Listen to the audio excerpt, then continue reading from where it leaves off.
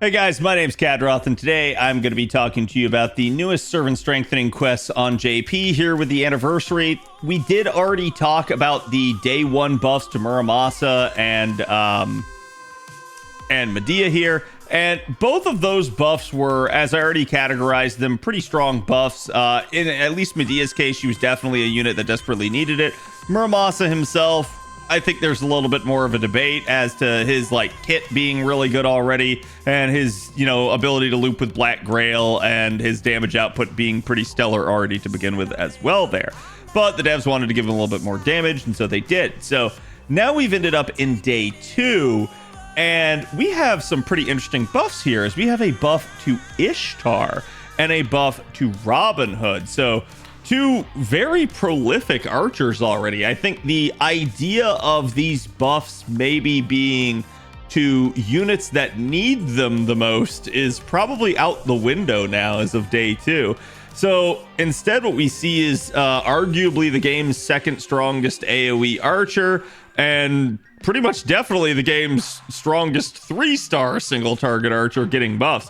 And that's kind of odd, but I can definitely think of ways to contextualize it and categorize it. So I don't think it's that absurd that either of these two get a buff. We're going to talk to you guys a little bit about it and kind of what the buff does. We'll try to keep this a pretty short video though otherwise. So Ishtar gets a buff to her third skill.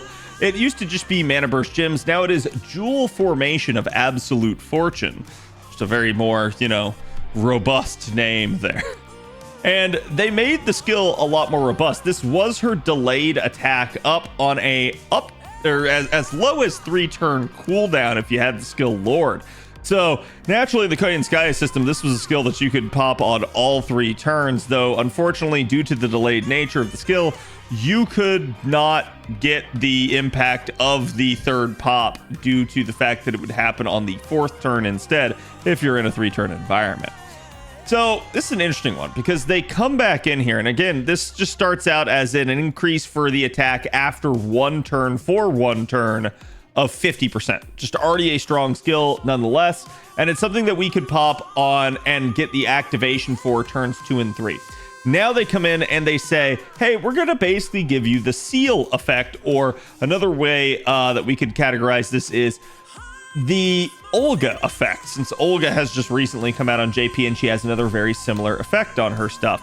So this is going to increase her own attack still, but it's going to basically allow her to lock in her own deck for 1 time, 1 turn, but this time it's after a turn. So it's not the turn that you depress this on. You don't get this that turn, because if you did, the insanity of this and why they probably didn't allow this, because this is my first reaction to the buff before I realized it was delayed, was that Ishtar could have locked out her cards and gotten all 5 of her cards 3 turns in a row.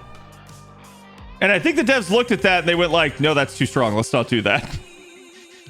However, I think putting it on a 3-turn skill is too strong. So a little bit, if you're an Ishtar fan, this is an amazing buff for you. Is I guess the way to look at it. If you're not, you're probably going what the heck is this buff, devs? She can lock her cards in almost every single turn, and she can kind of keep doing it due to the low cooldown. So this is an absurdly powerful skill, and it's kind of wild that they've managed to do this. Now, you can see it does have the cannot activate if only 1 party servant is left on the field effect, but let's be honest, that doesn't matter because then she would only get her cards. And this also now has the additional effect of increasing her own buff success rate by 20% for 2 turns. Why does that matter? So it's on the turn you press the skill and the following turn. And that is significant because Ishtar's second skill, everybody knows it for the fact that it's a 50% charge, but a lot of people forget about the fact that it has an 80% chance of having invuln, pierce, and invulnerability itself for 1 turn on it. So this now guarantees this effect to occur. This makes her survivability just actually guaranteeable, and it makes the invuln pierce guaranteeable. This makes Ishtar a little bit of a monster at this point because not only is Ishtar already just strong as an AoE archer, but now you've just literally given her even more firepower as a single target, as well as making the survivability far more consistent here. So I look at this and I go like, wow, this is just such a strong buff. I'm sure people are really, really happy for it. I think if I'm going to complain about one thing here, it's that I think a lot of people would have maybe liked to have seen some of the clunkiness of the delay effect removed.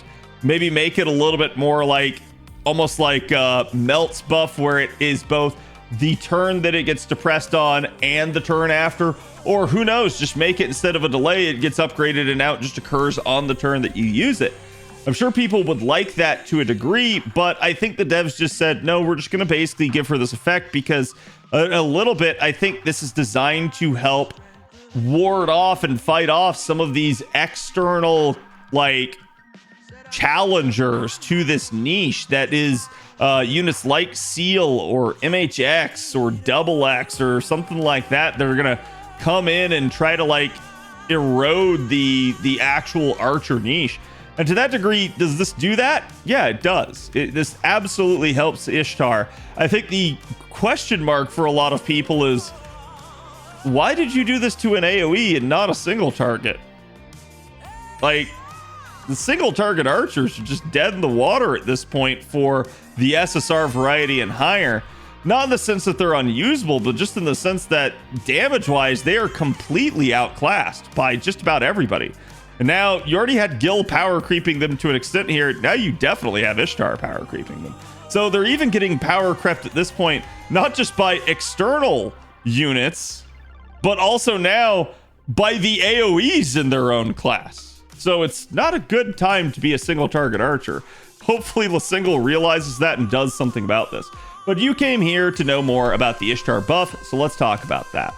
Now, on screen, you guys should be able to see the numbers that we have calculated. We did the math. We sat down, basically. I had one of my buddies run through this because he loves to model the carding. You guys can see the proof of concept here. It may be a little bit small on your screen, so hopefully Okayist makes it nice and big for everybody. But you can see it is a lot of data here, but the understanding of this is that Seal's carding power has quite a bit of capability in the end, depending on the level of her, depending on the cards that you choose, and depending on the actual like RNG of the damage roll on each card. Because again, you do have the plus and minus 10% damage variance on just about everything that you do.